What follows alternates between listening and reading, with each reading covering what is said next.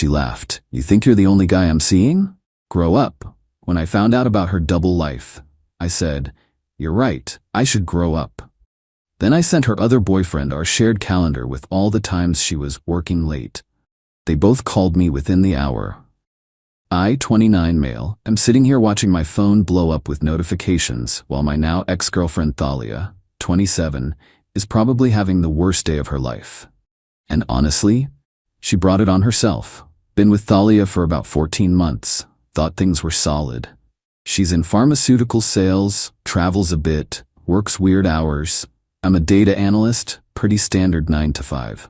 We didn't live together but spent most weekends at one of our places. The red flags were there, looking back. Work emergencies on Saturday nights. Phone always face down. Separate social media accounts for professional networking that I wasn't connected to, but I trusted her. Stupid, right? 2 weeks ago, everything unraveled. Was at a sports bar with my buddy Colton watching the game. Place was packed. Saw this couple in a booth across the room, all over each other. The woman looked familiar from behind. Same hair as Thalia, same jacket I bought her for Christmas. Nah, couldn't be. She was at a quarterly sales meeting at a hotel conference center. Mandatory attendance, she said. Then she turned her head to kiss the guy. It was Thalia. My brain just froze. Colton noticed my face, followed my gaze. Dude, isn't that? Yeah. Wanted to confront them right there, but something stopped me. Maybe shock, maybe self-preservation. Instead, I took out my phone, zoomed in, took a video. Clear as day. Thalia and some guy I'd never seen before, definitely not discussing pharmaceutical sales strategies. They left before I could decide what to do. I stayed, finished my beer, mind racing. Got home, did something I'd never done before, went full detective mode on social media. Found her professional Instagram through a tagged photo from a coworker. It was couple photos everywhere. Her and this guy, Damien according to the tags. Beach trips, dinner dates, one from 3 weeks ago captioned 8 months with my love. 8 months. The overlap with our relationship was 6 months. She'd been dating us both for half a year. But here's the kicker, kept scrolling back. Found photos of them from before we met. Which means, I was the other guy? Or were we both? My head was spinning. Spent the next 3 days gathering evidence like I was building a legal case. Screenshots of her Instagram. Our text history showing all her work trips and late meetings. The shared Google Calendar we used to coordinate dates. She'd insisted on it for organization. Every entry color-coded. Blue for work, green for us, yellow for personal appointments. Started cross-referencing. The pattern was obvious in hindsight. Alternating weekends. Work trips that lined up with his Instagram posts from restaurants, early meetings after nights she stayed at her place because she was too tired to come over. Then yesterday happened. She came over after work, now wondering if she was actually with Damien, was scrolling her phone, smiling, couldn't take it anymore. How was the quarterly meeting last week? I asked. Oh, boring. You know, sales targets, new products. Which hotel was it at again? She didn't even look up. The downtown conference center. Funny, I saw you at Murphy Sports Bar that night. The silence, the slow look up from her phone, the calculation in her eyes. You were spying on me? I was watching the game. You were sucking face with some dude named Damien. Expected denial, expected tears, expected apologies. Instead, she laughed, actually laughed. So, you think you're the only guy I'm seeing? Grow up, Theo. The casual cruelty of it, the entitlement. We're exclusive, we agreed. You assumed. I never promised anything. God, men are so possessive. You've been dating him for 8 months, and you for 14. So? You're cheating on both of us. She rolled her eyes. It's not cheating if you're not married. I'm a modern woman, Theo. I can date whoever I want. If you can't handle that, that's your insecurity. The gaslighting was incredible. She genuinely seemed to believe this was normal. Does Damien know about me? Of course not. He's even more traditional than you. So you're lying to him too. I'm managing my relationships how I see fit. You're both happy, aren't you? Or were until you got all stalkery. Get out. Excuse me? Get out of my apartment. We're done. She stood up, grabbed her purse. Your loss. Damien treats me way better anyway. Actual 5-star restaurants, not your pathetic sports bar dates. The entitlement. The complete lack of remorse. It was stunning. After she left, I sat there for an hour. Then I had an idea. A beautiful, terrible idea. You're right, I texted her. I should grow up. She replied with a laughing emoji. Finally coming to your senses? Oh, I was coming to my senses, all right. Opened our shared Google Calendar. The one with all our dates, all her work meetings. All the times she was supposedly with me when she was with him, and vice versa. Created a new calendar event. Title, for Damien, please read. Date, every single day for the next month. Description, your girlfriend Thalia has been dating me, Theo, for 14 months while dating you. Attached is our shared calendar showing the truth about her work trips and family obligations. Every green event is when she was with me. Cross-reference with when she told you she was working late or with family. My number is number if you want to compare notes. Then I shared the entire calendar with the email address listed on Damien's Instagram business profile. Sent a screenshot to Thalia. Grew up. Shared our calendar with Damien so he can see where you really were all those times you were working. Transparency is very adult, don't you think? Her response was immediate. What did you do? Didn't respond, but 45 minutes later my phone rang. Unknown number. Is this Theo? Yeah. This is Damien. I need to know. Is this real? Every entry. Check her story for any date against the calendar. She was with me every time it says she was. Long silence. Then, the conference in March, she said it was in Miami. She was at my apartment, we watched movies and ordered Thai food. Her cousin's wedding in May, my company's summer party. Have photos if you need them. Could hear him breathing heavy. I was going to propose next month. Jesus, I'm sorry, man. No, thank you. I need to call her. Good luck. Within the hour, both our phones were blowing up. Thalia called me 23 times in 30 minutes. Texts flooded in. How dare you? You ruined everything. Damien won't answer. This is his psycho behavior. You're insane. Answer your phone. I'll ruin your life. You don't know who you're messing with. Then Damien must have called her because the texts changed. He dumped me. Are you happy now? You destroyed a beautiful relationship. He was the one. I hate you. You're gonna pay for this. The lack of self-awareness was stunning. She destroyed 2 relationships. But somehow it's my fault for exposing it. It's been 2 hours. She's still texting, alternating between threats and trying to get me to talk to Damien, convince him it was a misunderstanding. Blocked her on everything except email. Need it for evidence if she escalates. Damien sent one more text. Thank you for having the balls to tell me. Dodged a bullet. Yeah, we both did. Update 1. The entitlement escalation has been off the charts. First, she tried to rewrite history. Started telling mutual friends that we were never exclusive, and I was a possessive stalker who sabotaged her healthy polyamorous relationships. Problem with that story? I had screenshots of texts where she explicitly said we were exclusive, called me her one and only, and referred to us as soulmates. Also, pretty sure polyamory requires everyone knowing about it, not secret double lives. Sent those screenshots to anyone who asked. Most people saw through her BS immediately. Then came the financial audit. See, Thalia had been living quite the lifestyle.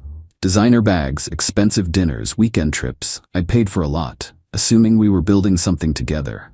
But now I realized she was getting double everything. When I bought her a $300 birthday dinner, bet Damien did too. The weekend spa trip I funded? She probably told him it was with girlfriends and got him to pay for something else. Started adding it up. Over 14 months, I'd spent probably $8,000 on dates, gifts, trips.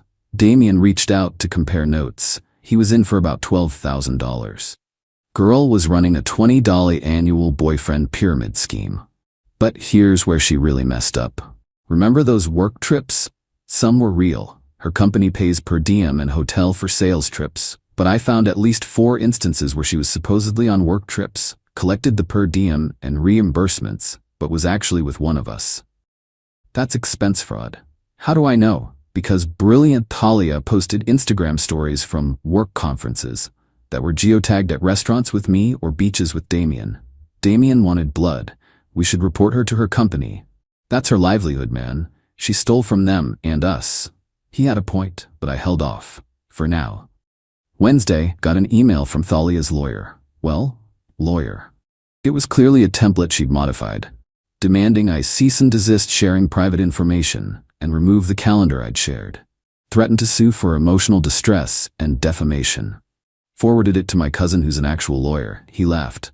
She has no case. Truth is an absolute defense against defamation, and sharing a factual calendar isn't harassment. Want me to respond? Please. He sent back a beautiful letter explaining that 1. The calendar contained only factual information. 2. Truth is a defense against defamation. 3. She had no expectation of privacy for a shared calendar. 4. Any further fraudulent legal threats would be considered harassment. But Thalia wasn't done. Thursday, she showed up at my apartment with her friend Gemma, banging on the door at 11 p.m. Open up. We need to talk. Go away, Thalia. You owe me a conversation. I owe you nothing. You destroyed my life, both my relationships, my reputation. You destroyed them yourself. I just provided transparency. Then Gemma chimed in. Real men don't act like this. You're being a petty little boy. Real women don't date multiple people simultaneously while lying to both. She was exploring her options. That's what dating is. Then she should have been honest about it.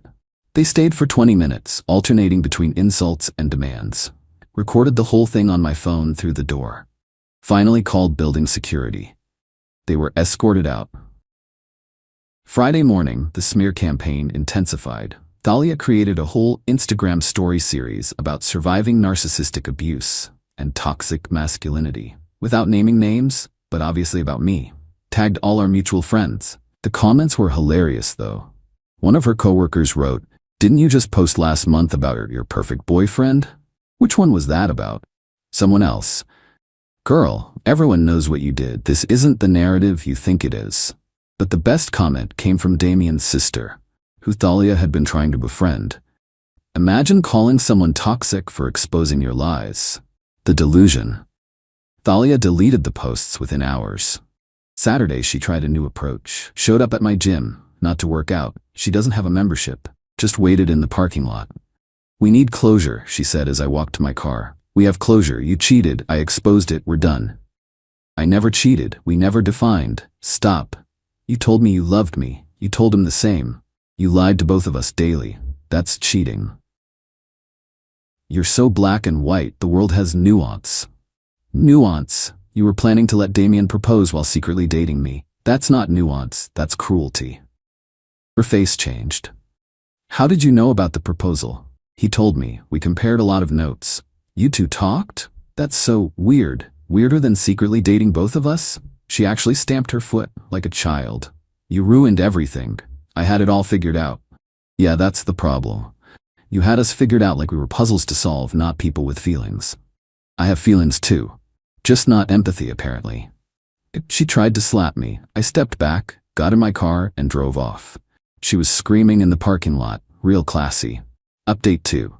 The dirty tricks ramped up to desperate levels. Monday after the gym incident, I got a call from my manager. Someone had sent an anonymous email to HR claiming I was harassing a former partner and creating a hostile work environment by spreading intimate details about my personal life. Thankfully, I'd been completely professional at work. Never discussed the situation except with 2 close coworkers who asked if I was okay. My manager dismissed it immediately, but noted it in case of escalation.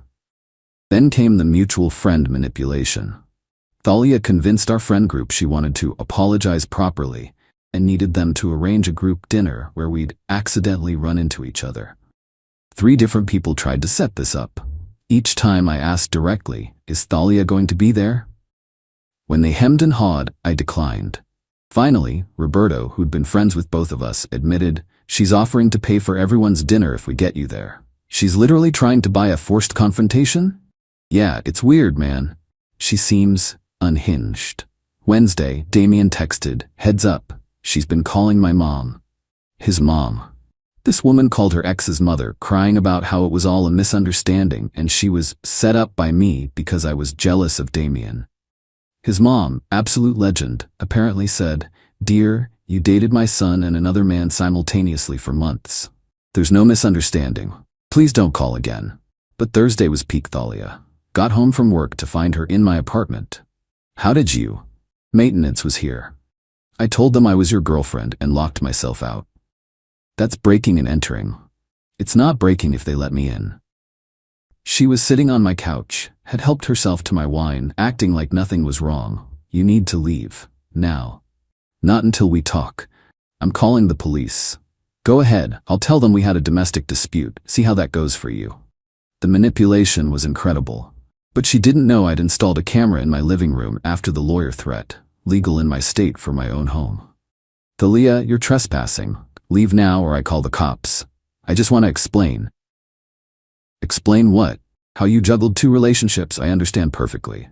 You don't. Damien was safe, stable, you were exciting, fun, I needed both. Then you should have dated people who consented to that arrangement. You would have said no. Exactly. That's called respecting boundaries. She stood up, walked over to me, tried to touch my face. I stepped back. We were good together, Theo. Remember the concert last month, the beach weekend? That was real. Was it? Or was I just your exciting Tuesday, Thursday guy while Damien was your stable weekend plan? Her mask slipped.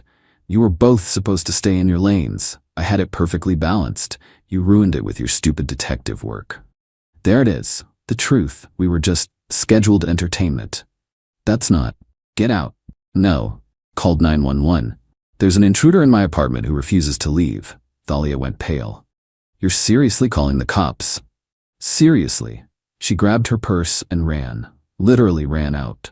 Cops showed up 10 minutes later, took a report, advised me to get a restraining order if she came back. Friday morning, woke up to 82 texts. Not from Thalia, from random numbers. She'd posted my phone number on some sketchy dating sites with the caption, looking for discreet fun, text anytime. Had to change my number. Added to the restraining order file. But the universe has a sense of humor. Friday afternoon, Damien forwarded me something. Thalia had joined a dating app already. Her profile said, recently single after toxic relationships. Looking for a real man who respects independent women. He'd reported her profile with screenshots of her Instagram with both of us. Captioned, she dated us both simultaneously, fair warning. The profile was removed within hours. Final update. The house of cards finally collapsed completely. Remember that expense fraud I mentioned? Well, Damien did report her. He was still furious about the proposal planning while she was playing both of us. Sent her company's HR the Instagram posts showing her locations during supposed work trips, cross-reference with her expense reports. She was suspended pending investigation, then fired, then sued for recovery of fraudulent expenses, about $3,500 worth. The termination triggered a beautiful cascade of consequences.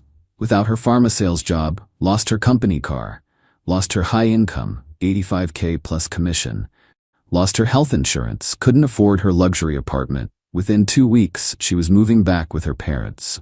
But first, she tried one more manipulation. Gemma reached out. Thalia's in the hospital, thought you should know. My heart dropped. Despite everything, didn't want her hurt. What happened? Stress-induced panic attacks. She's lost everything. Felt guilty for about an hour. Then Roberto sent me a screenshot. Thalia posting from her hospital bed, perfectly made up, manicured nails, designer pajamas. When life knocks you down, real queens get back up. So grateful for my support system. She was fine. It was another manipulation tactic. The restraining order was approved after I submitted. The apartment break-in video, the harassment texts, the fake lawyer letter, the dating site harassment, the HR complaint to my work. 6 months, no contact. 2 weeks ago, ran into Damien at a coffee shop. We actually sat down together. Weird? Maybe. But trauma bonds are real. She texted me from a new number yesterday, he said. Said she's grown from the experience and wants to apologize. Got the same text. You respond? RO violation. Forwarded to my lawyer. He laughed. Same. We compared notes one more time. The overlap was insane. Times she texted us both good night baby within minutes. Days she'd had lunch with him and dinner with me, telling us both about her busy work day. You know what the worst part is? Damien said. I really loved her, or who I thought she was. The person we loved didn't exist. She was playing a character with both of us. Yeah, still sucks though. It did. It does. Last week, a mutual friend showed me Thalia's LinkedIn. She's working retail now, spinning it as exploring new career opportunities in customer relations. Still zero acknowledgement of wrongdoing. Her Instagram is now private, but apparently full of motivational quotes about rising above negativity and leaving toxic people in the past. The friend asked if I felt bad about how everything turned out. Honestly, no. She had two men who genuinely cared about her. Would have done anything for her. Instead of choosing one or being honest about wanting both, she chose lies and manipulation. She destroyed her own life through greed and entitlement. The calendar share wasn't revenge, it was truth. The consequences weren't punishment, they were just consequences. Damien's in therapy, working through trust issues. I'm taking a break from dating, focusing on myself. We actually grabbed beers last week. Weird friendship, but hey, we're probably the only two people who fully understand what the other went through.